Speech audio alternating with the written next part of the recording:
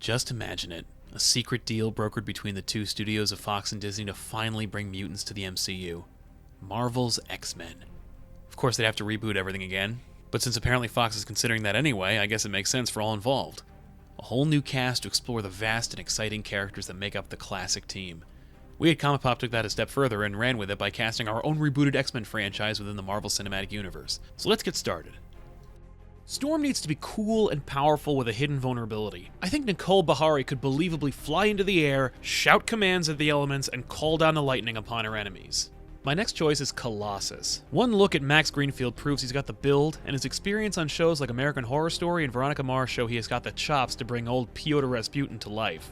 It is so hard to top Hugh Jackman's iconic performance as James Howlett, aka Wolverine. Rather than even attempt it, it makes sense to go with a younger-looking actor like Scott Michlowitz. Watch him in Peaceful Warrior and you might just agree he can do the physically demanding job and infuse a bit of pathos into the man who's the best there is at what he does. Dirk Gently's own Samuel Barnett has shown his wit and charm transcends the titular character, and that's exactly what Iceman needs. Who knows, coming from Barnett, those ice puns might actually seem more endearing.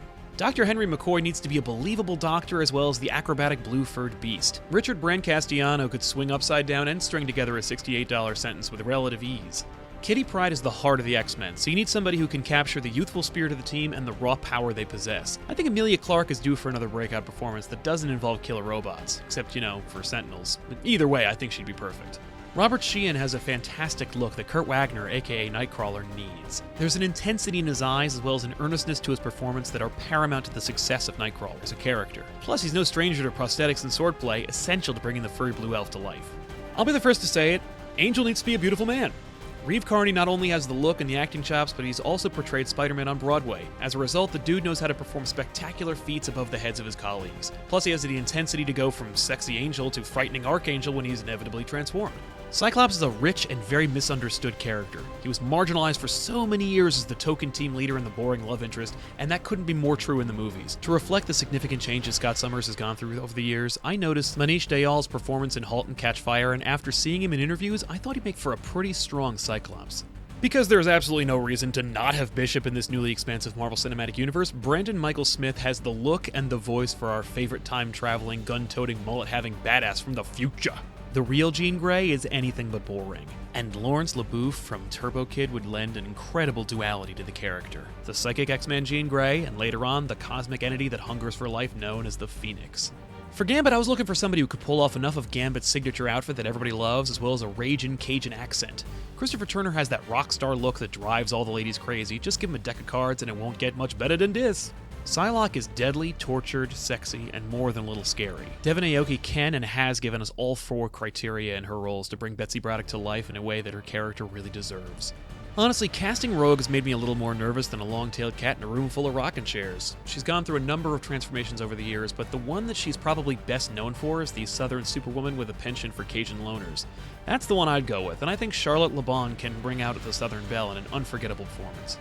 Alice Eve is Emma Frost. From looks right down to the voice, there's no question in my mind that no one would object to this divisive, seductive, cold-hearted bitch. I think Jubilee can work, if given the right venue. I don't know if that means she'd be comic relief or a POV character, but Brenda Song embodies the spirit and the attitude that classic mall babes got. You are never going to be able to replace Patrick Stewart for Professor Xavier. He was the perfect choice 20 years ago, and if it weren't for the fact that we're trying to create something totally separate from the Fox X franchise, I'd say keep going. But since we are building a new universe, let's go bold and give a youthful but kind Professor X.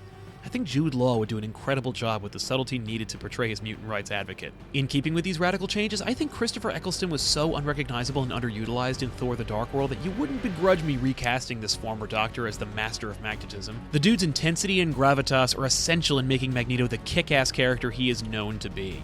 I think Magneto might be all you need for a first villain, but just in case, I think Alicia Vikander would make an awesome Mystique. And she wouldn't be naked with weird scales, she'd be blue though, when she wasn't being somebody else. So there you have it, folks. This is my Marvel Cinematic X-Men cast. As for creative teams, obviously Kevin Feige is one of the producers. I wrote Max Landis in to build us an epic script full of power, set pieces, and good old-fashioned mutant angst. As for directors, the Marvel method seems to be to take a director with a pretty solid resume who's had some missteps in recent years and are hungry for a comeback. My first choice is Ocean's 11's Steven Soderbergh for his ability to work with large ensemble casts. Plus, his film Solaris has me thinking about bringing the X-Men into a larger Marvel cosmic universe. Anyway, it's fun to make these lists, so let me know what villain you'd pick for the first Marvel Cinematic X-Men flick. click. Don't forget to like this video, subscribe to our channel here on ComicPOP, and check out all the other comic-related videos we make here every week. Oh, and Deadpool? Yeah, we can keep Ryan Reynolds, that's fine.